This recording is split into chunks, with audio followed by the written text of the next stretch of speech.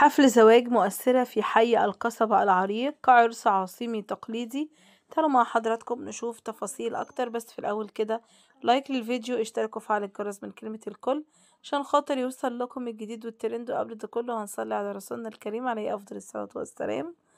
في أجواء تراثية مميزة أقيم حفل زفاف مؤثرة جزائرية في قلب حي القصبة العريق وسط زغاريد وأغاني شعبية جزائرية جميلة جدا جدا. العرس جمع بين الأصالة والحداثة، حيث تزينت العروس باللباس التقليدي الجزائري وسط ديكور يعكس جمال التراث العاصمي.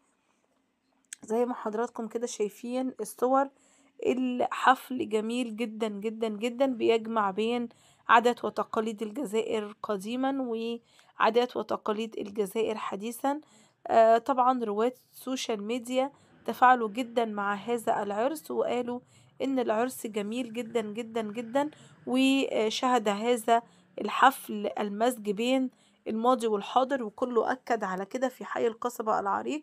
طبعا الحفل ده كان جميل جدا جدا، ربنا يا رب يسعدها ويفرحها أكتر وأكتر، اللهم أمين يا رب، لأن هي من بدري جدا محدش عمل حفل زفاف بالطريقة الروعة دي.